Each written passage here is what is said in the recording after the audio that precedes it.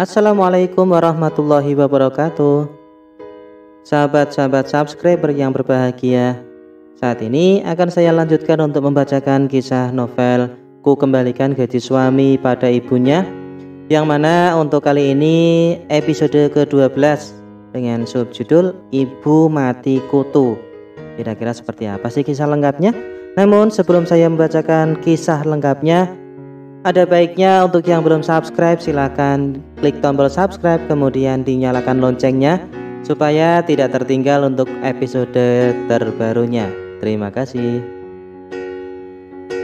Acara masak-memasak untuk arisan ibu mertua akhirnya kelar juga. Badan rasanya nano-nano, pegel, linu, ngantuk campur menjadi satu. Namun aku masih berusaha standby di dapur. Malas sekali rasanya mendengar teriakan-teriakan ibu lagi dan lagi saat aku baru saja melonjorkan kaki. Segala masakan dan camilan sudah kuhidangkan. Lesehan alias melantai di atas tikar.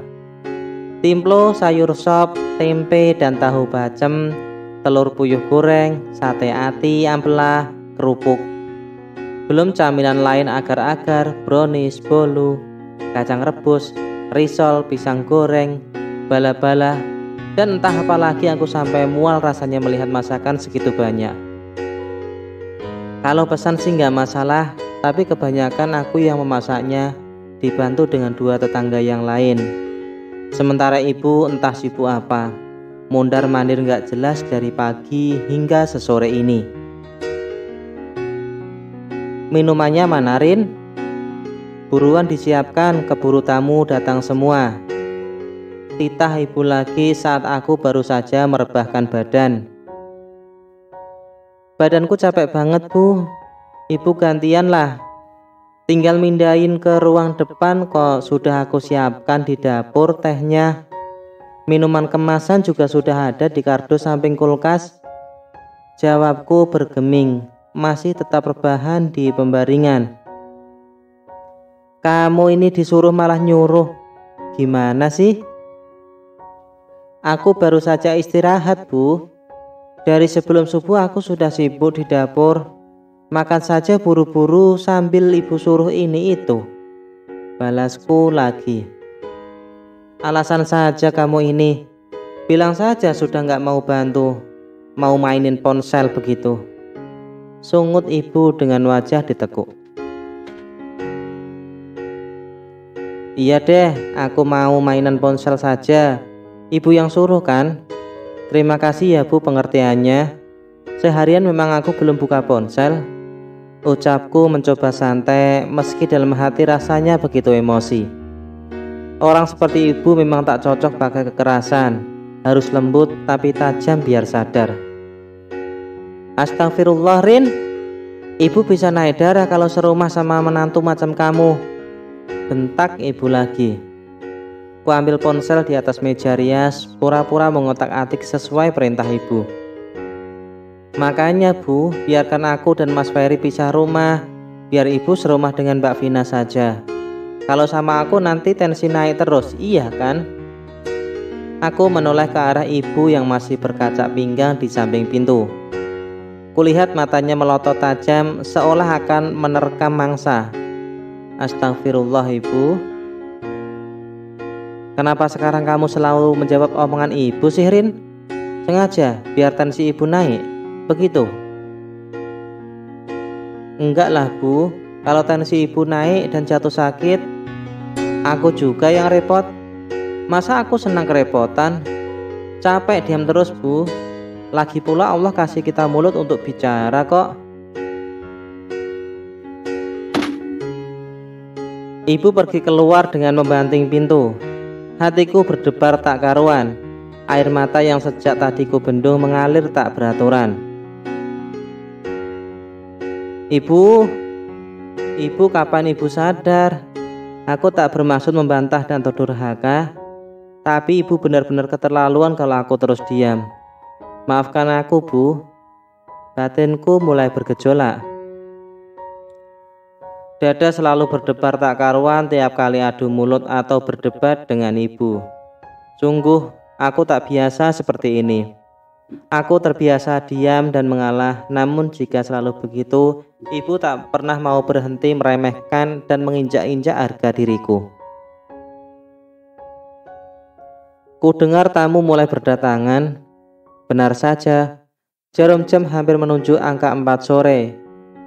Seperti biasanya arisan para ibu itu diadakan sore hari. Entahlah apa maksudnya. Arisan sudah bernomor, siapa yang dapat harus menyiapkan makan-makan seperti ini. Intinya sama saja, dapat uang arisan tapi juga keluar modal banyak untuk jamuan. Alih-alih silaturahim tapi cukup pemborosan. Menantunya kemana, Bu? Kok nggak kelihatan? Seorang ibu entah siapa menanyakanku. Aku baru saja mandi dan ganti baju. Ibu siapkan semuanya sendiri. Menantunya nggak disuruh bantu-bantu? Tanya yang lain. Begitulah menantuku, disuruh nyiapin minuman malah masuk kamar. Ku dengar jawaban ibu membuat nyeri ulu hatiku. Mbak Arin sudah menyiapkan semuanya dari sebelum subuh kok ibu-ibu. Mungkin sekarang lagi bersih-bersih di kamar. Pasti kecapean. Suara Mbak Mirna, tetangga terdekat yang ikut membantuku menyiapkan semuanya. Oh, pantas kalau kecapean. Mbak Arin sudah bantuin begitu loh, Jeng. Masa nggak dihargai? Suara Bu RW ikut menimpali. Ah, sudahlah, aku harus berusaha kebal. Bukankah selama ini ibu memang tak pernah menghargaiku? Jadi tak perlu diambil hati meski terlalu sakit dan perih.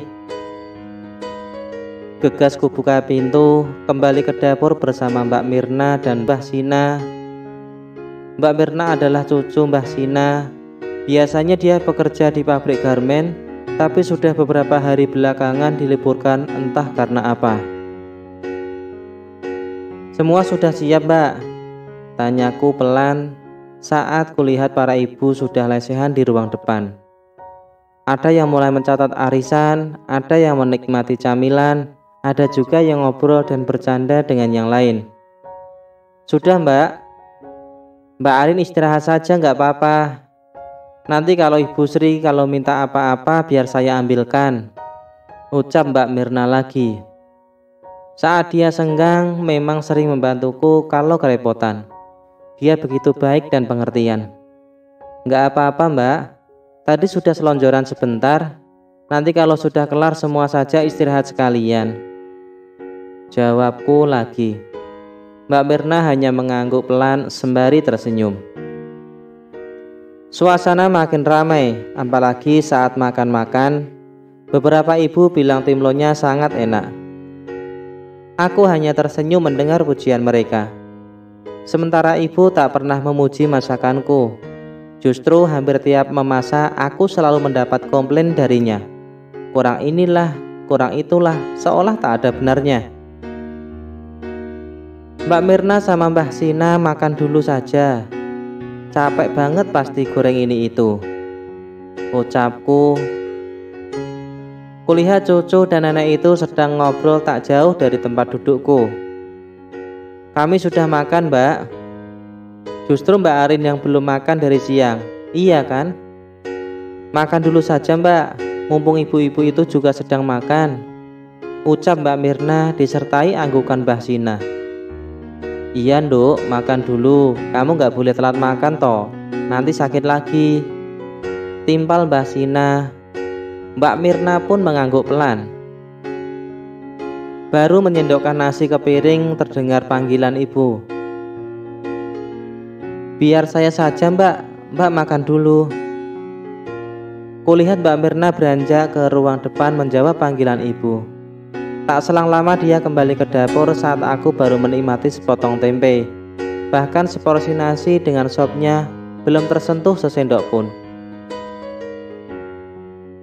Kenapa, Mbak? Diminta apa sama ibu? Tanyaku kemudian. Nggak tahu, Mbak. Mbak Arin yang disuruh ke sana sama Bu Sri, jawab Mbak Mirna lagi. Ku hela napas panjang. Entah apa lagi yang ibu minta.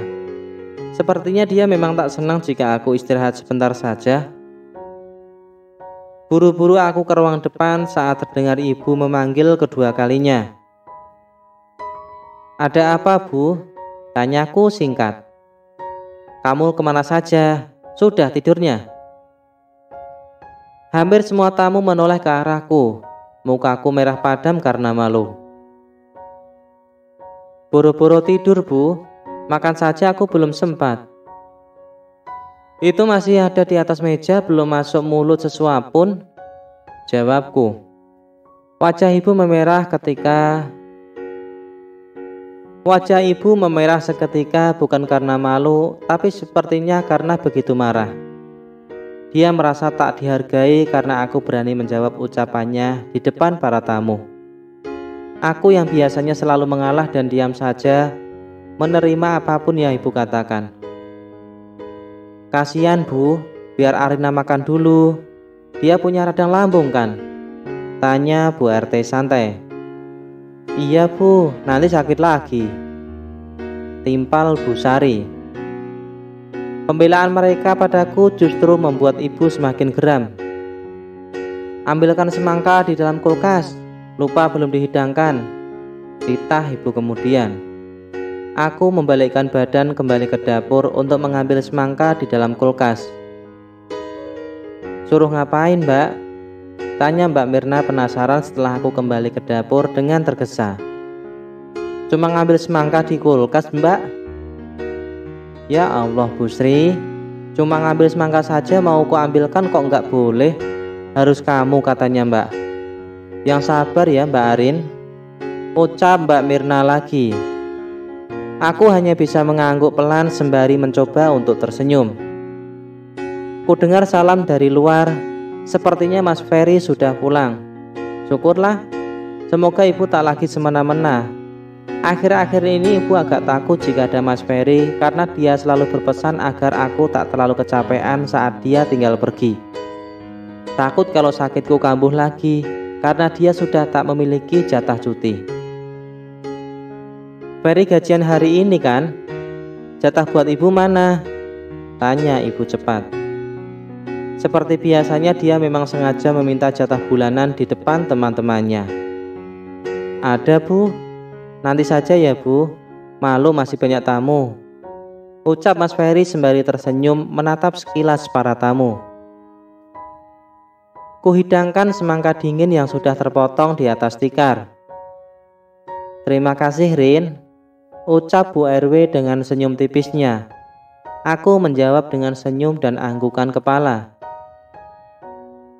"Arin bilang gak mau lagi jatah bulanan dari kamu loh, Fer. Ibu mau lihat dia serius atau justru menjilat ludahnya sendiri," ucap ibu lagi. Dia melirikku dengan ekor matanya. Aku tahu itu. Para tamu yang hadir sedikit kaget mendengar pernyataan ibu, termasuk Mas Ferry. "Benar kamu bilang begitu, Rin?" tanya Mas Ferry tiba-tiba. Ku hembuskan napas panjang sebelum menjawab pertanyaan darinya. "Nah kan, mau mengelak dia. Dasarnya memang suka menjilat ludah sendiri," ucap ibu lagi. "Ini buat ibu dan ini buat jatah bulanan Arin." Mas Ferry menyerahkan 2 buah amplop untukku dan ibu. Kulihat ibu tampak tersenyum bahagia. "Sudah, Bu, jangan dibuka di sini. Malu, lagi pula tak elok juga. Nanti di kamar saja bukanya," pinta Mas Ferry sembari pamit menuju kamar. Aku masih mematung di samping pintu ruang tengah.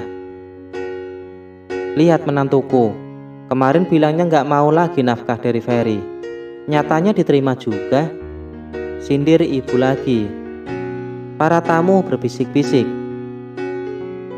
"Kalau gak diterima, sekeluarga mau makan apa loh, Jeng? Itu kan uang belanja bulanan. Aku aja dikasih 2 juta, belum sampai akhir bulan sudah habis." "Iya, Jeng, apalagi gaji Ferry banyak ya. Kata Ibu Sri dikasih ke Arin semua. Dia cuma dikasih 1,5 juta saja." Mereka saling pandang dan menganggukkan kepala. "Wajar dong diterima. Lagi pula Ferry kasih istrinya sendiri, bukan istri tetangga. Suara tawa makin terdengar riuh membuat ibu semakin geram. Dia sendiri yang janji, tapi begitulah suka menjilat ludah sendiri. Siapa bilang, Bu? Saya akan kembalikan uang ini ke Mas Ferry kok, balasku. Suasana berubah hening, mungkin kaget mendengar jawaban dariku. Halah, itu juga karena Ferry janji mau kasih nafkah pribadi buat kamu. Iya kan? Ibu tak mau kalah. Mas Ferry tiba-tiba datang setelah ganti baju. Kebetulan sekalian ku kembalikan saja uang darinya. Ini Mas, saya kembalikan uangnya. Sepertinya ibu nggak ridho. Ibu bilang ke para tetangga kalau dia hanya dikasih 1,5 juta saja, sementara aku mendapatkan sisa gajimu. Banyak dong Mas, gaji pokokmu saja 5 juta, dikurangi jatah ibu 1,5 juta, otomatis jatah bulananku 3,5 juta ya Mas. Ucapku menjelaskan. Wajah Mas Ferry mendadak pias. Dia memintaku untuk tak banyak bicara, sepertinya malu. Buat kamu saja Rin, ini jatah buat belanja. Mulai bulan ini kamu mau aku kasih jatah sendiri, bukan ini. Baiklah kalau memang Mas Ferry nggak mau menerima, biar buat ibu saja. Mas bilang ridhonya tergantung ridho orang tua kan? Sementara ibu tak meridhoi uang sebanyak ini di tanganku. Kuserahkan amplop itu di pangkuan ibu. Sekalian dibuka juga nggak apa-apa Bu, biar semua tahu berapa sebenarnya jatah bulananku selama ini. Wajah ibu benar-benar memerah antara malu dan marah. Para ibu meminta ibu membuka amplopnya, mungkin ikut penasaran juga benar atau enggak omongan ibu selama ini. Ibu selalu bilang kalau aku istri yang boros, dikasih uang berapapun selalu habis tak bersisa.